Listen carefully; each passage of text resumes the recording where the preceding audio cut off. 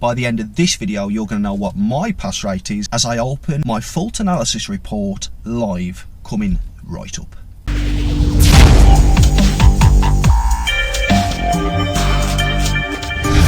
Hello everybody and welcome to the video. My name's Matt, and in this video we're going to talk about driving instructor pass rates. What are they? Are they meaningful? There's so many variables with this that it's very hard or near impossible to actually give a proper pass rate. The national average is less than 50%, and that's of all candidates who take the driving test here in the UK. I think anything above 50% is going to be okay. Now, I don't think that my pass rate is going to be what some of you guys might think it is. Now, I've had some amazing runs. I've had runs where I've had 14 test passes in a row, all first time.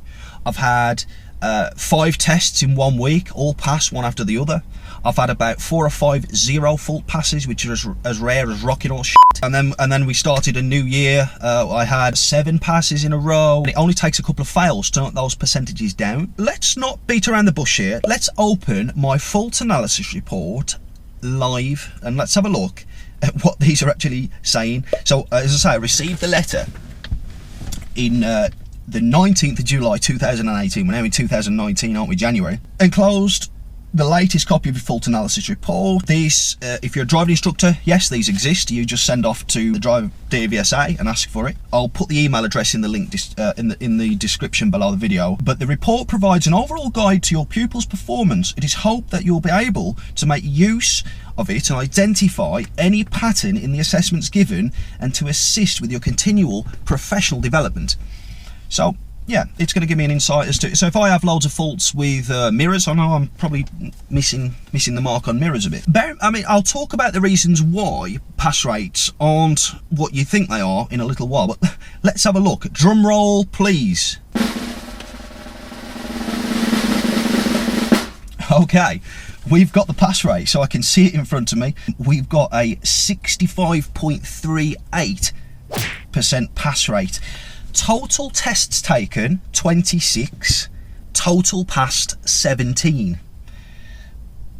Average marks per test, so these are driving faults, 4.15 minors per test, so that's my average. Serious faults per test, 0.62. And dangerous faults, 0.00. I'm quite pleased about that.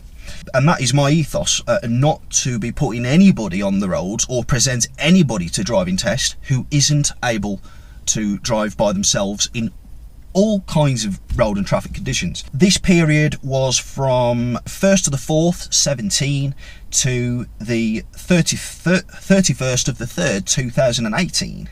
So it's not going to be long until I come and apply for my next one. So there's another video for you. If you find this interesting, then drop a comment in the comment section below the video. I'd love to hear your thoughts on this. It just says here on the back, I did send off for this the previous year, but I'm only going to share this one with you. It says the 10 most common reasons for a candidate failing a practical driving test where presented by an ADI, so that's with the instructor badge, in 2017-18 were observations at junctions. I believe that's been the main reason for many years, observations at junctions.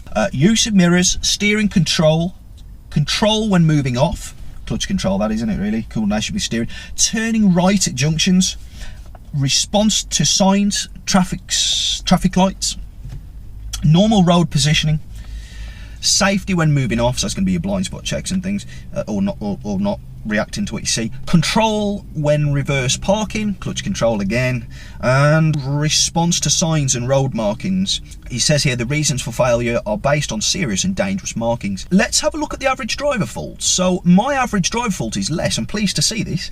2017-18, the average driver fault is 5.74. So mine was what?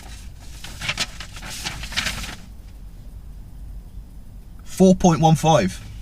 So all that extra effort pays off, clearly. So let's talk a little bit now about when people talk about having high pass rates and things like that. Now, if I took one test per year and that one passed, my pass rate would be 100%, wouldn't it?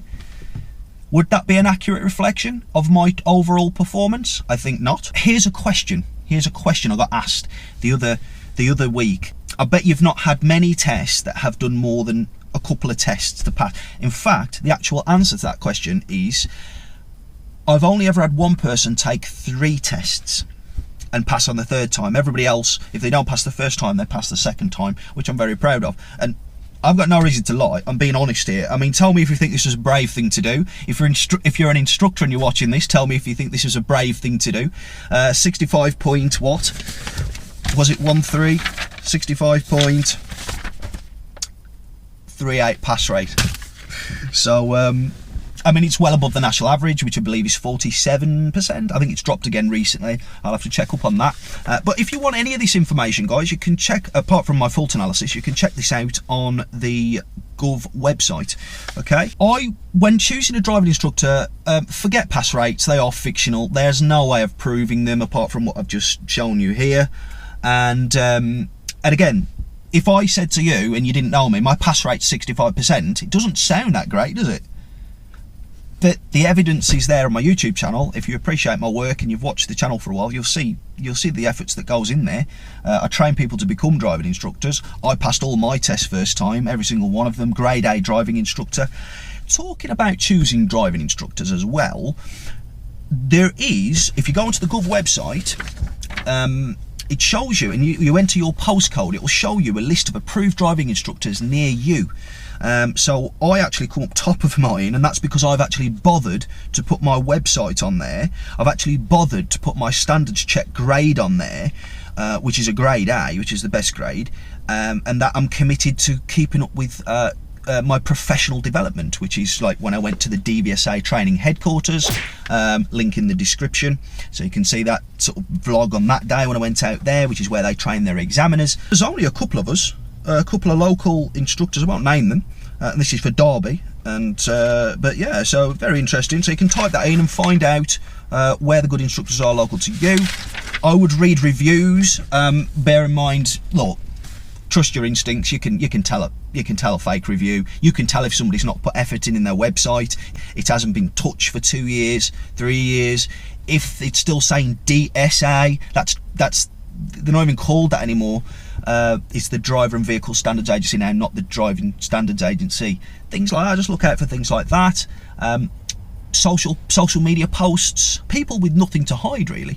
It's nice to speak to somebody. I hope this video was useful. I hope that it's put you a little bit more in the picture with how things really are. If you think there's something I've missed, pop it in the comment section below. If you enjoyed the video, again, leave a comment. I'd love to hear from you. Thank you so much for subscribing to the channel, those of you that have. If you haven't, do hit the subscribe button, hit the bell icon to be notified instantly of every video I release, and I look forward to seeing you again in the next video.